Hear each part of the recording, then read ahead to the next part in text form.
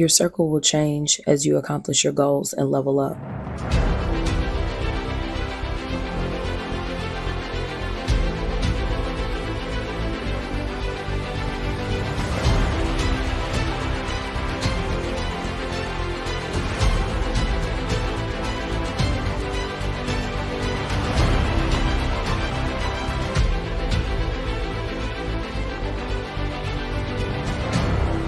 Everybody can't go.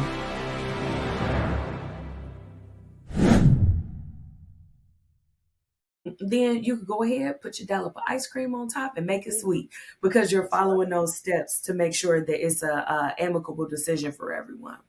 That's right. That's perfect. You did that's exactly what you do. And that's how we get a triple decker. Maybe we won't just need one. I'm a scoop of Rocky Road. Maybe somebody wants chocolate. Maybe someone else wants uh, some cookie combination. And then we want sprinkles on top. Go ahead. That's exactly how you make your ice cream. And it's not melting because you're not sitting around waiting and pouting because some people like to do that too. That definitely happens. And when that does happen, we're right back at square one where there are all of these options that are unsaid. And what's the difference? So we all just gonna sit here miserable because nobody wants to speak up or because we can't come to a resolution together that is one that benefits everybody, at least in some way, shape, or form. Even though you can't win it all, I would rather have me a strong 85% of what I want amongst a group of happy individuals than to have 100% of what I want, but I done pissed off everybody in the process. Because there's definitely a better way to operate, and depending on what you count as a win, I would count that everybody being happy at 85% as a win over, a couple of people got to take a complete L and they're at a zero while we're all trying to work together or enjoy one another's company for sure. And that's actually a good point because I was going to give some percentages. And whether you're making a decision at work, sometimes you're working on a project with coworkers, and there are people who are a little more vocal, may have a little more social clout than you. Um, if you're anywhere between 50 and 80% of what you want, that's winning. Now, if you're down in like the tens and 20%, you definitely want to reestablish that voice and get some other people. That's a whole nother class. We can talk about that because that's yeah. Some people need ambassadors. Some people need advocates. Others need folks who can just activate you, whatever that looks like for you. And so it's cool. I love doing this work because no matter what, conflict is something you face every single day. Maybe you didn't know what you were going to wear today. Maybe you have no idea what you're going to eat for dinner. Maybe someone cut you off on the way to come and view this. Everything happens. And when it happens, the question is, what are you going to do about it? And how are you prepared to handle it in a meaningful and healthy way for you and everyone else involved? That part. So what's the most common form of conflict that you see manifesting in social relationships? Ooh, social meaning people we know, people we love, Yeah, people we people we trust. know, hang out with friends, associates. So a lot of times what we are finding is that people are just they have it's a personality thing. And there is a level of okay, no, let me just tell you. A lot of people just don't want to do what needs to be done. Okay. And so even in our friendships, we're just gonna keep it 100 here. Screw, we're gonna park it. A lot of people have personalities that are different, but they also have a perception of what they want done. And so, what really happens in relationships, like with us, whether it's romantic, friendship, family ship, workship, it's I'm going to put on you what I think you are and what you need to do, but I may not necessarily want to shine that light on me, but I need you to do something for me, Jessi. And so the conflict comes a lot of times around personalities and what we call um, unmet needs. Okay. So think about it romantically. Okay, let's go there. All right. You're dating someone. Your person is not really romantic, but you love it. So you see where I'm going, Jessi. You love it. So you want this person to be more like Sarah's boyfriend or husband or partner. And so now you have angst and anger against your partner for not being who you think they should be and not doing what you think they should do for you. All right. That works. It works in birth order and kids. Like, I'm the oldest of all my siblings and the cousins too. So when people need things, they expect me to have answers. Right? I told you conflict chose me. I didn't choose it. We're all females too. And we're all bossy personalities, right? So when it comes to something, they only buck me when it's something they don't want. So you always get back to the pins. It's the personalities, it's the positions, it's the interests and the intentions, and it's the needs and the willingness or unwillingness to negotiate, right? That is the type of conflict in the people piece that it impacts every relationship you have. Your personality and your need or thirst for power is everything. Think about it. You have a child who demands that you give them their dessert or their ice cream before dinner. What do? Some people give in. But no, say a coworker calls and asks you to send them a report after 5 o'clock, and you'll be the first person. I'm off the clock. You know to call me by 4:30, girl. If you don't have that report into me, I'm not gonna be. I'll see you in the morning. It'll be at 8:05. Who wins? Again, personalities, positions are everything. And that is the number one conflict we see. No matter what scenario you're given, when you're dealing with people, people are people. And so we deal with all the parts of the people. And so the people are the issue. If we were AI, if we were, you know, the intelligence of the future, AI doesn't fight back. AI goes, "Oh, I'm sorry. Let me give you something else." How many humans doing that? Not many. We mad. We posting on TikTok, rolling our eyes, going, "They know who they are." Yeah, yeah, we all know. You know, it's the wildest thing. And literally, I get called in to do work and to coach people just because of the way that they act and react when it comes to other people and their personalities. Period. Mm. Man, you just dropped so much good stuff. I already know I'm gonna have to rewind this back so that I can take my copious notes about all of these tools, techniques, these strategies, and also so that I can just go ahead, sit back with a clear mind and just retake in all of these different things that you're talking about. Because not only do I need to look at like, oh yeah, I remember when something like that happened to me. I need to go back and think about, wait, have there been situations or relationship dynamics where I was the person that needed readjustment? Was I operating in what I knew at the time? Is there something that I could have done better for a better outcome for everybody? Is there a time where, like you said, we expect other people to, well, did I have the expectation that such and such should have, because we're all good for doing that. Well, you should have known, or how could you not know, or why didn't you know? And it's especially when we're in a time of turmoil or any type of negative feelings. We're already in our feelings and we're licking our wounds trying to tend to ourselves. That's always a time where I could definitely say that I think most people, we expect for others to be empathetic of what we're going through or our situation. But at that same time, we still have to be aware of, well, the same empathy that we're expecting, can we also have that?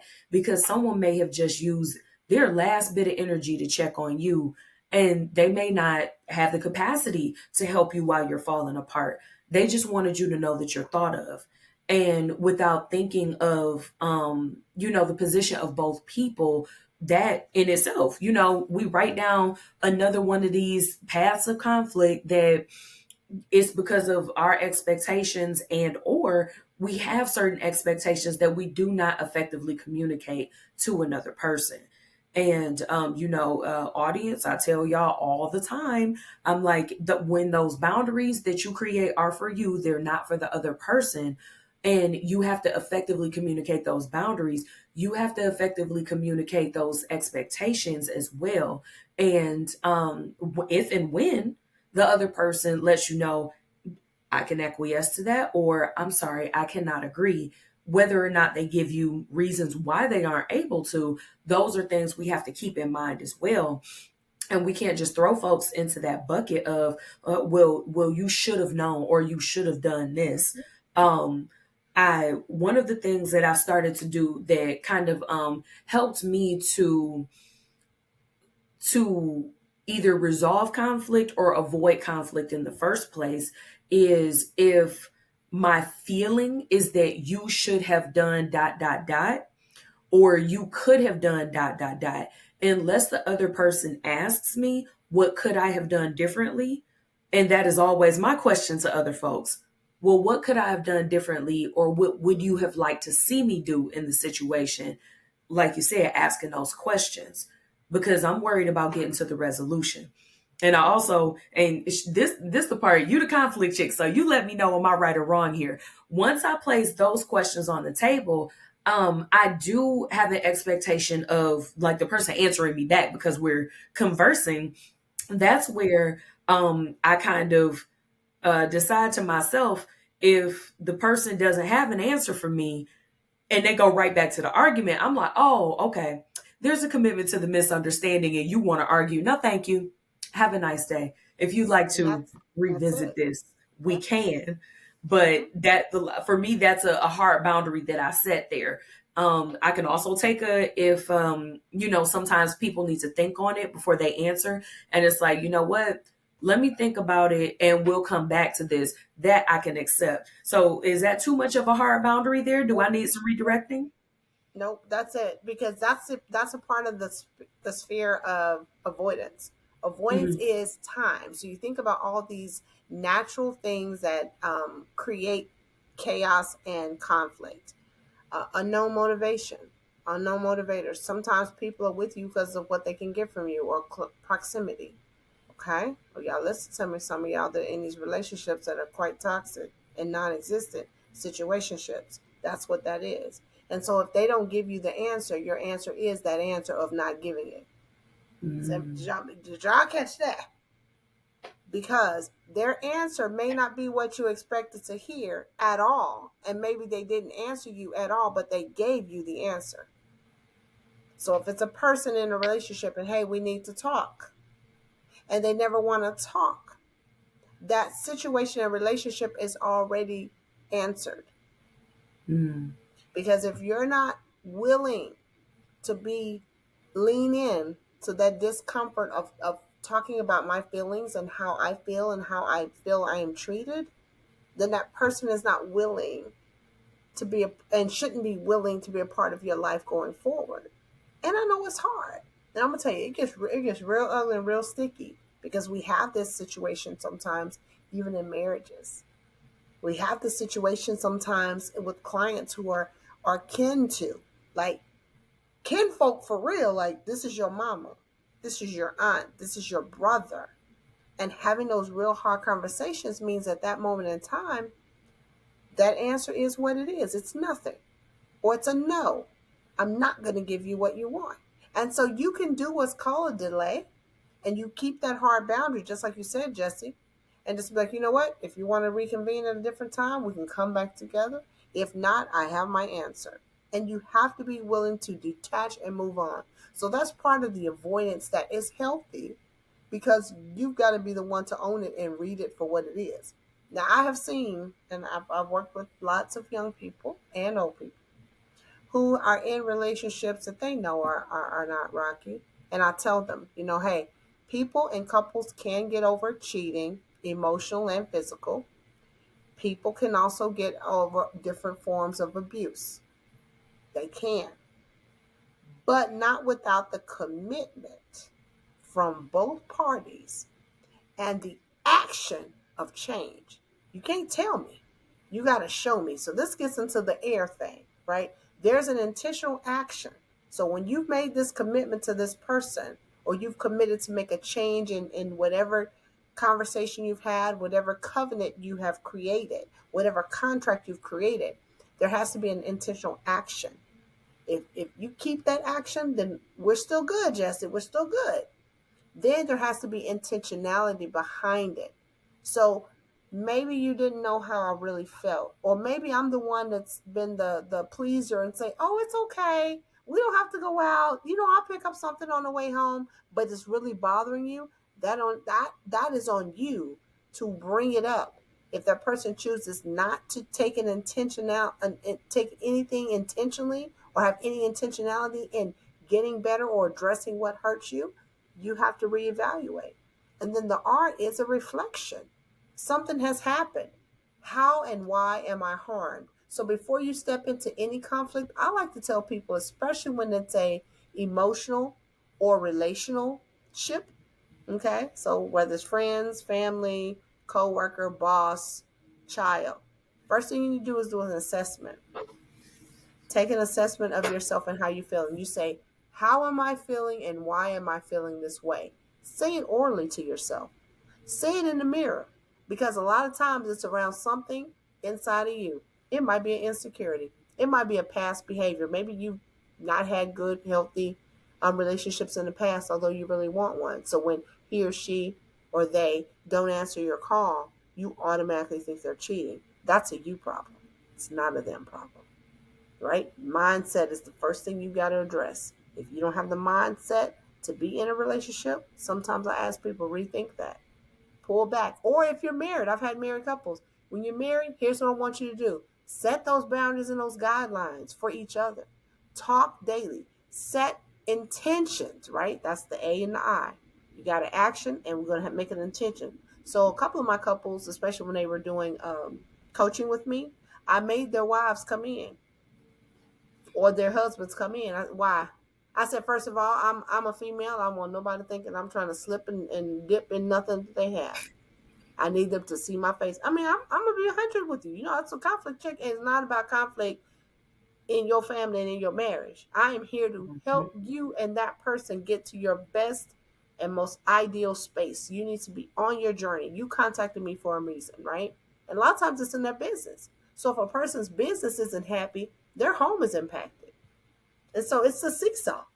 So I recall one couple, multiple, especially when I have the men, I bring the wives in. And you know what they come back and tell me every time? They say, thank you for helping my husband become a better man. He's a better husband. We're praying together. We're holding hands. We're dating more. But what the wives may not know is that was part of their thing. That was part of the plan, because we're looking at the whole self.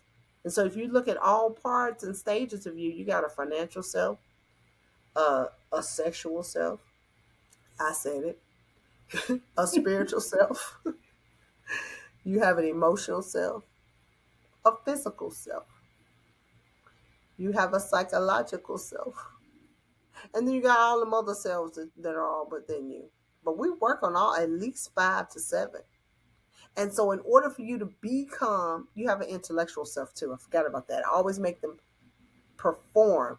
Do something for yourself. Do something. If you want to learn how to do woodwork, get out there and go take a class. And so what happens, these men are building confidence in themselves. Those confident men now lead their houses better.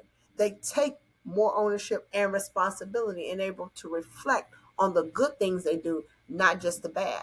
Because you do realize in some of these relationships, we do have this thing called a trauma bond. Mm-hmm.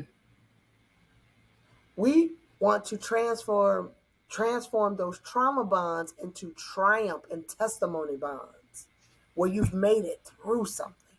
And the only way we can is have those questions. Like when the wives came in and was like, hey, I've got this going on. I really don't like the fact that he comes in and just sits down and I feel like I'm doing everything. Do you know how hard it is for them to hear that and in front of me? So literally, a lot of them be like, I'm really sorry. And they feel, and I tell them, I say, hey, I'm a conduit. I'm not here to judge you, because my own sink has dishes. Okay, I'm gonna just leave it there. I said, but I'm here to help you help yourself and just remove the barriers. And that's really what mediation is. And that's what conflict can do in a positive way. Uncovering things, making you see things from other people's perspective, and then the two of you deciding how you want to put this plate back together creates the best form of art that the two of you could ever create. And I will tell you, those men are still walking around here leading and building beautiful lives. And I love them. They're across the entire state and across this country. So I love it. It's fun. I love what I do, and I'm so grateful.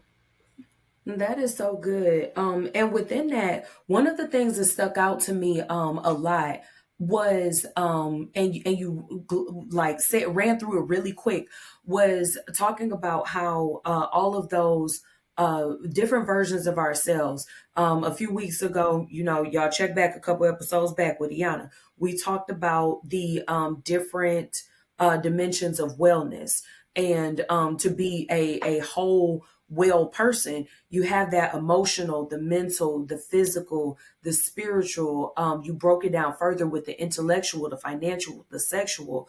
I believe there are, I've seen up to 11 different categories within that total wellness that we need to make deposits into all of those different categories.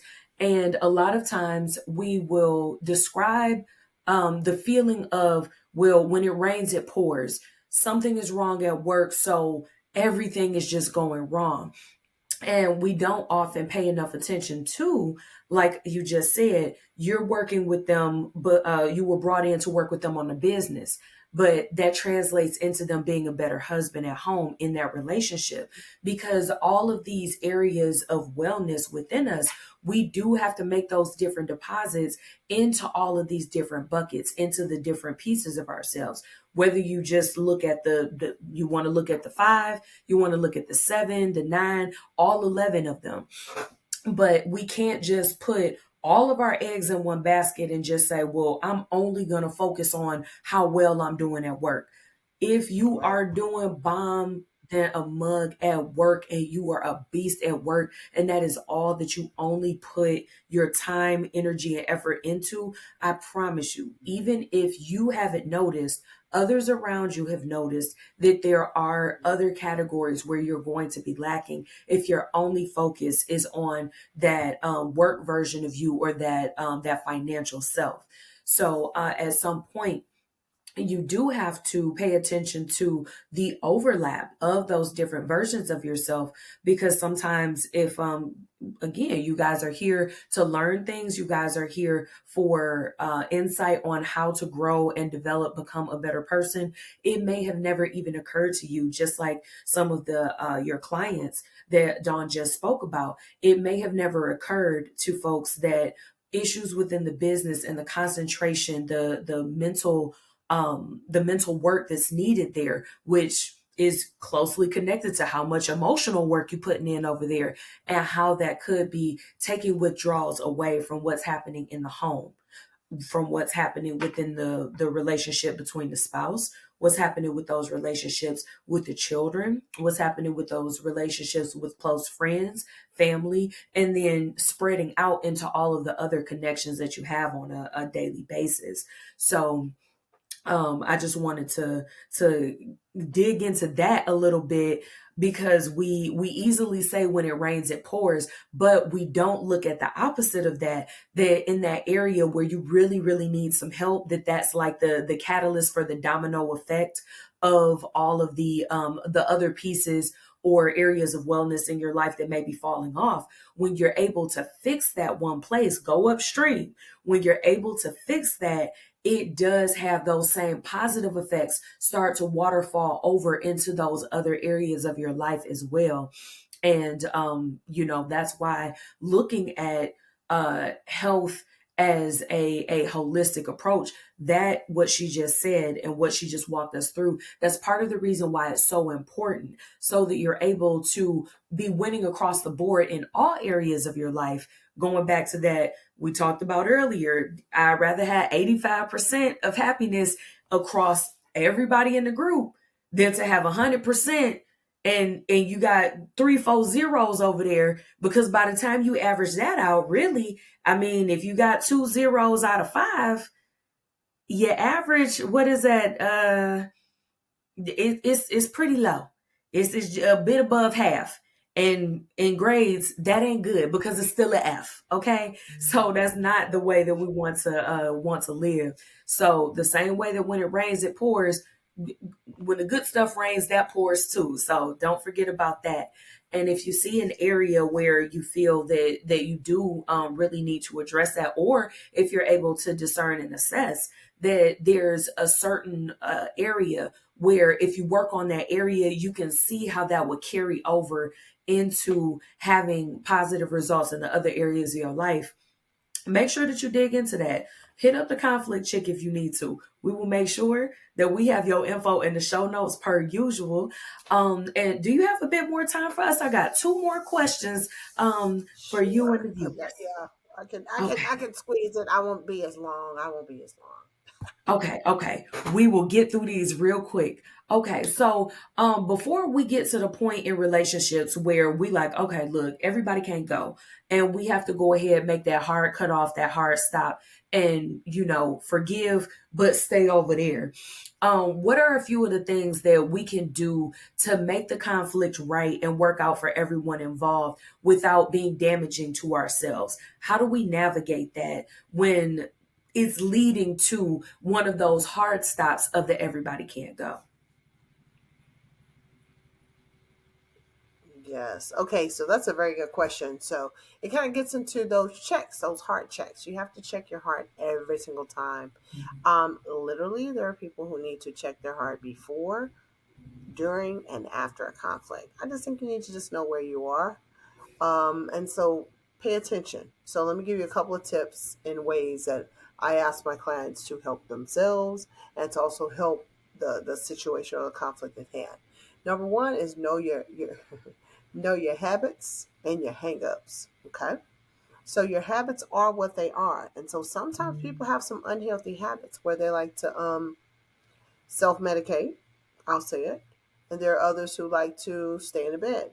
And there are others who like to go and tell everybody else what's going on, right?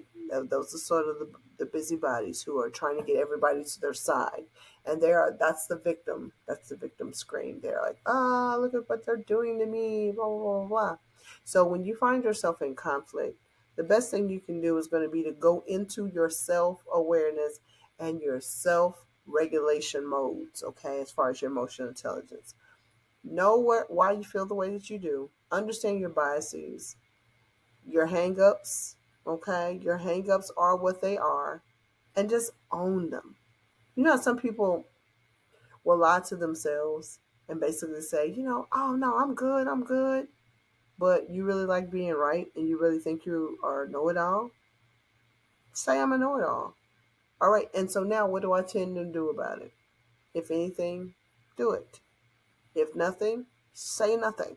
Say it. I'm not going to work on that. It's a deal breaker for me, right? So once you understand those things, in addition to this list, and I'll tell you, I love to tell people write things down.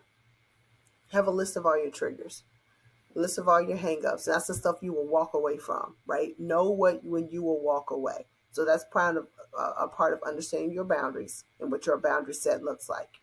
Okay. So for me, I'll give you an example. If somebody hits me, I gotta walk away. Because guess what? I might hit back. That's that honesty. Okay. That's like, well, let's go back. I'm gonna flash back to me being 17 and knowing that I had a good left hook with a nice uppercut. That is not the same. Okay. So if I'm honest with myself, I can intend to do something different. So in that moment, I'll say, make sure you understand what they are. Write all these things out. And then you also want to go and do 2 things for yourself. Number one, seek therapy, period. I don't care what type of therapist you get. Some of us need medication, some of us don't. But all of us need someone who can talk, who we can talk to, that give us tools that are what I call free zone people. So I don't want your therapist to be your friend, your sister, your cousin, your mama, your niece, your uncle, your old teacher. Find someone totally neutral so that way you can be the best version of your true authentic self in their space so they can really help you. Number two, pick up a healthy hobby because that will combat that when your self-regulation is out. So for me, when I'm in a zone of anger and aggression, when I was married to my ex-husband and I found out some things that I didn't like, I also had a new baby and I was like not feeling the prettiest, I took up boxing. Why? Going back to the 17-year-old Dawn, ready to knock somebody out, right? But my husband, I couldn't do that to him because I would lose, right? He's 6'5", 275 all day. I can't even run as fast as I can if I hit him and try to run. What are we doing here? So I want you to find something physically for yourself that you can do. And that hobby can bring a lot of peace to you. Because again, it helps you stay regulated. It helps your mind stay together. And that therapist also provides you with the tools that you need on a consistent, ongoing basis. And if you are one that needs medication, get it. If you're one that needs to have a cleanse, I'm all for it. Do the cleanse. See, I'm a cleanse person. I'm more of a holistic healer. I love it. So I will do a cleanse. I will work out. I will walk. I will do all the things to naturally release the stress from my life. And I just want to ask each and every one of y'all to do that as well. That is important. Taking care of your mind and your body. That's what you can do for free 99. Literally just walk. Okay. That part. All right. And then finally, we've mostly throughout this session talked about interpersonal conflicts. What should we be doing when we have an inner conflict with ourselves? Boy, I tell you, that's where a lot of the storm comes. It's the conflict within ourselves. And so there are a couple of questions, and I'll be willing to share this. I have a little cheat sheet I can share with your listeners. Um, there are things that go on in our brain that causes us to repeat behaviors and patterns of behaviors. So I'll give you one of mine. I'm a very competitive person. One of my strengths, when I do the strength finders, which is a whole assessment, I'll make sure they get that just so they can understand how they show up. So the natural Dawn is competitive. How do I know? I love winning. I love when other people win. I'm a helper naturally, so the people pleasing me wants you to win and we to win. So it's almost like, Oprah, you get a car, you get a car, you get a car. We're all winning. And so with that comes a level of self-examination that's not healthy for me. Okay? So I want you to put yourself in time out. When you are in a space and it's going just AWOL, or maybe it's just too much, put yourself in time out. Time out is a positive thing. That means you get to go and do something fun, creative, interesting for you. I have a map system and I do it every single day and every single night. Map is this. I manifest and I meditate. Now this is at least 10 to 30 minutes every single day before I even put my feet on the floor. A is affirmations. I have them written down. I have them aloud, or I'll turn on YouTube and say affirmations. It's how I'm feeling, right? I want y'all to be in the zone. Affirmations for working Black women. Affirmations for entrepreneurs. Affirmations for Christians. Affirmations for coaches. And listen to it. Allow yourself to go inward and really, really think about where you are and what you need for you. So that's feeding yourself every single day, right? And then the P is praying and preparation. Have a plan. That prevents you from turning on yourself. Okay? You know what I mean by that? Okay, Jessi, then you didn't turn on the teacher in me. So if I have a plan, I know what I'm going to do. So if I know what I'm going to do, then I've already put steps in place, right? And I've prayed about these things. And I've prepared these things. If you're not even a praying person, go to just thinking and meditating on it. Do whatever you need to do. Visualize it. Visualize the success. Because what you want playing in your head, there's a social psychologist by the name of Dr. Byrne, Dr. Eric Byrne, who talks about the tapes that play in our head. Okay, so you have tapes that play in your head, and they've been playing in your head your whole life, right? You're a pretty little girl. You're this. You're that. You're this. You're that. You're wonderful. You're great. And so these are all the tapes that have played from when you were in the womb to now. Do y'all know how many tapes play? Lots. And so what tends to happen with our brain, because the way our brain works, is that it loops the same messages from those tapes. So if we're not repeating or creating new tapes to play, what's playing? What's recycling?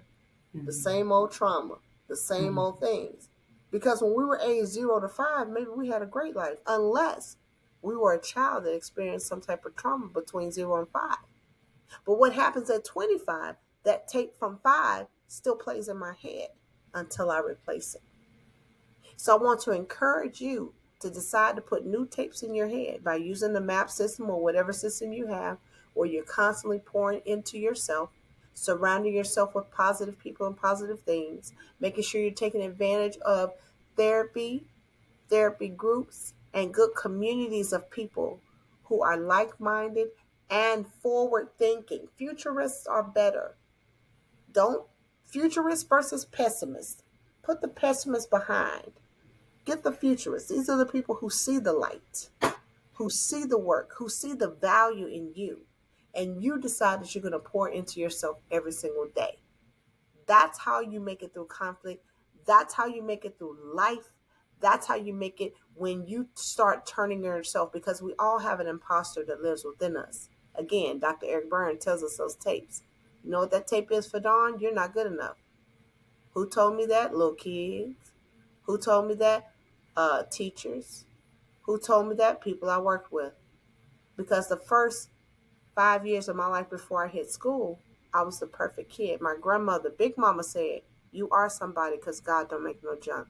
You are somebody because God don't make no junk." I thank my heavens that tape still plays in my head every single day. So I want to encourage you to decide what tapes play in your head. And if you don't have good music in your head, put some in it. And that's it. You got to. That was so powerful, and that, like, I couldn't agree with all of that stuff more. Like, I'm just like mind blown. Thank you.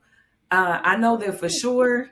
I'm gonna have to have me a little powwow, re-listen to this session, and re-listen to it with the BFFs, with our charcuterie and our little wine, so that we can have a nice little kiki over this and our sister circle and everything else.